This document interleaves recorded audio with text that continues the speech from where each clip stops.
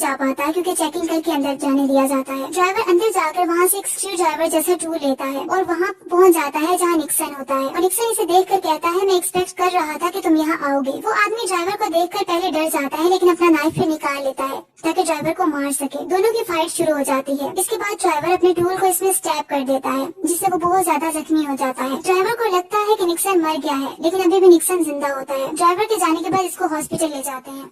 Next day दिखाया जाता है कि किलर अपने मिशन पर, जबकि डिटेक्टिव और कॉप अपने मिशन पर निकल जाते हैं। कॉप अपनी पार्टनर डिटेक्टिव को कॉल करता है, जो इसे बताती है कि हमारे दोनों विक्टिम्स पहले ही मालूमात रखते हैं, और कहती है कि मुझे तुम्हारा फॉलो अप चाहिए। कॉप कहता है कि क्या तुमने सुना है कि निक्सन को स्टैब कर दिया गया है। फिर कॉप हॉस्पिटल में सर्जरी वाली जगह पर पहुंच जाता है, जहाँ इंजर्ड निक्सन होता है। दूसरी तरफ किलर को ये पता चलता है कि तुम्हें ड्राइवर हॉस्पिटल में मिल सकता है, क्योंकि इसका थर्ड विक्टिम हिट करने से बच गया है। ड्राइवर इसको खत्म करने वहाँ जाएगा, और ऐसा ही होता है। ड्राइवर हॉस्पिटल पहुँच जाता है जहाँ इसके भाई का कातिल होता है। वहाँ स्पेशल केयर यूनिट में जाकर जहाँ इस आदमी को ऑपरेट किया जा रहा होता है, अंदर चला जाता है। नर्सेज और डॉक्टर्स डर जाते हैं। ड्राइवर अपनी गन निकाल लेता है और इस आदमी पर फायरिंग शुरू करके इसे जान से मार देता है और वहाँ से निकल जाता है। गन की आवाज सुनकर वहाँ के सब लोग डिस्पर्स हो जाते हैं, और वहाँ कॉप अलर्ट हो जाता है, अपनी गन लेकर इसके पीछे जाता है और आखिर इस पर फायरिंग शुरू कर देता है। बहुत ज्यादा फायरिंग होती है। ड्राइवर अपना डिफेंड करता है, लेकिन कॉप आगे बढ़ता है कि अचानक ड्राइवर सामने आकर गन दिखाता है। डर से कॉप की गन नीचे गिर जाती है और वो घुटनों के बल बैठ जाता है और आंखें बंद कर लेता है। लेकिन ड्राइवर इस पर गन नहीं चलाता, क्योंकि वो उसका बैच देख लेता है, क्योंकि इसके प्लान का ये पार्ट नहीं होता। जबकि वो कॉप आंखें खोलता है तो वहाँ ड्राइवर नहीं होता, वो जा चुका होता है। ड्राइवर जल्दी से अपनी गाड़ी में स्पीड से चला जाता है। फिर पता चलता है कि किलर इसका पीछा कर रहा है।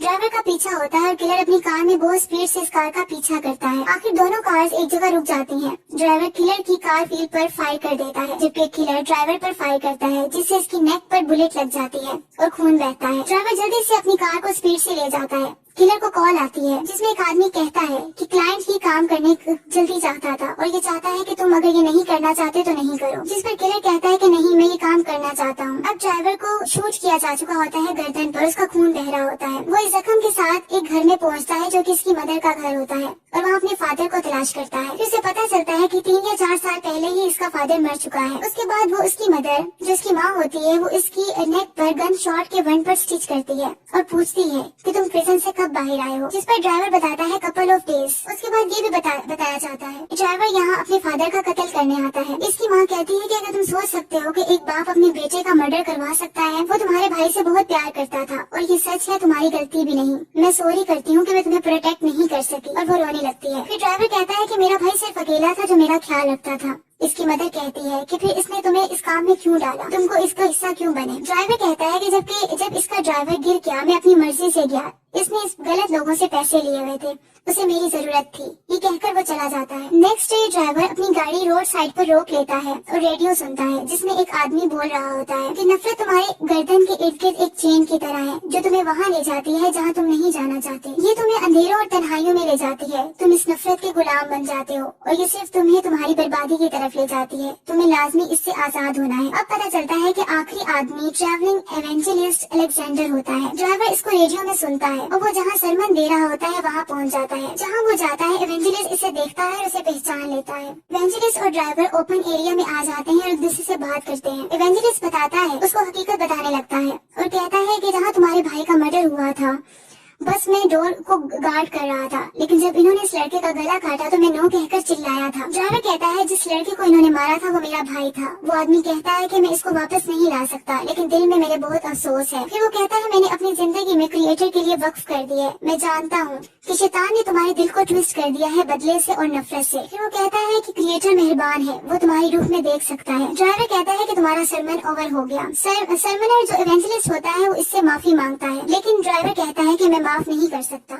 ड्राइवर आसमान पर परिंदों को उड़ते हुए देखता है, जबकि इवेंजलिस्ट मुसलसल दुआएं कर रहा होता है। उसके बाद ड्राइवर फायर करता है, लेकिन वो फायर हवा में होती है, वो इसको नहीं मारता और उसे कहता है कि अपनी फैमिली में वापस चले जाओ। इसे पता चलता है कि इवेंजलिस्ट की जान बच गई है और इसे माफ कर दिया जाता है। फिर ड्राइवर चर्च में अपने भाई की तस्वीर को देखता है और पिस्टल के साथ टेबल पर रख देता है। किलर थोड़ी देर में वहाँ पहुँच जाता है और ड्राइवर को गन पॉइंट पर रखता है और इस तरह को वहाँ से बाहर से गुजरता है और वो दोनों की कार्स को देखता है, किलर्स की और ड्राइवर की। उसके बाद उसे डिटेक्टिव की कॉल आती है और वो उसे बताता है कि दोनों यहाँ हैं और वो हैरान हो जाती है। डिटेक्टिव कहती है कि इसका वेट करने का बोलती है, लेकिन वो कहता है कि मैं फ्लो के साथ चलना चाहता हूँ और अपनी पिस्टल लेकर वो भी चर्च के अंदर जाने लगता है। अंदर किलर ड्राइवर को कह रहा होता है, मैं तुम्हें काफी दिनों से मारने की कोशिश कर रहा हूँ और तुम मेरे अगेंस्ट कुछ नहीं करना चाह रहे। मुझे लगता है तुम मुझे सीरियस नहीं ले रहे हो। ड्राइवर पूछता है कि तुम मुझसे क्या चाहते हो, तो वो कहता है प्रोफेशनल कर्टिसी। वो कहता है कि तुम गन उठाओ ताकि हम टेस्ट ऑफ स्किल कर सकें, लेकिन ड्राइवर मना कर देता है। ड्राइवर कहता है तुम्हें इश्यूज हैं। किलर इसे ड्राइवर की गन को उठाता है और उसे मारने लगता है और ये बात करता है,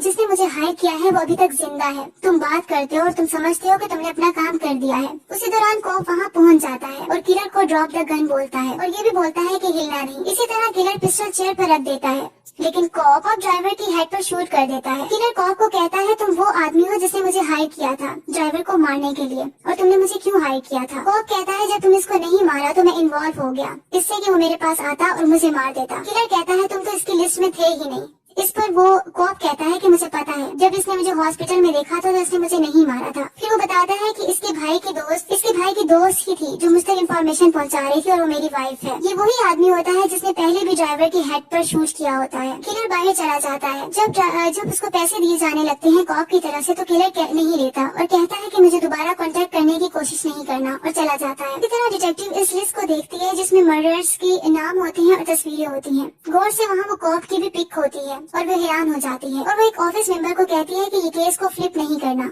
दूसरी तरफ कॉप अपनी फैमिली को कॉल करता है और उसे कहता है कि मैंने केस को क्लोज कर दिया है, परेशान नहीं होना, मैं कपल आवर्स में घर पर आ जाऊंगा, सब ओवर हो गया है। इतनी देर में ड्राइवर इसकी बैक साइड पर आता है और उसे शूट कर देता है। ड्राइवर जिंदा होता है। मरते मरते कॉप पूछता है कि तुम जिंदा कैसे हो। ड्राइवर इसे मेटल दिखाता है जो इसके सर की बैक साइड पर लास्ट में सेट की गई थी। कॉप कहता है कि मैंने अपनी हेल्थ खुद बनाई है। ड्राइवर इस पर दूसरा गन फायर कर देता है जिससे कॉप की डेथ हो जाती है। डिटेक्टिव वहाँ पहुँचती है और उसको कॉप की डेड बॉडी मिलती है। ड्राइवर सब मर्डर्स को मार चुका होता है जो कि इसके भाई के कत्ल में इन्वॉल्व थे, सिवाय इवेंजलिस्ट अलेक्जेंडर के, क्योंकि उसने माफी मांग ली होती है। आखिर में ड्राइवर अपने भाई की एशेस को समुद्र में बहा देता है क्योंकि वो अपने भाई का बदला ले चुका होता है। जबकि दूसरी तरफ ट्रैवलिंग इवेंजलिस्ट अलेक्जेंडर को दिखाया जाता है जो फॉरगिवनेस पर अपना सरमन दे रहा होता है।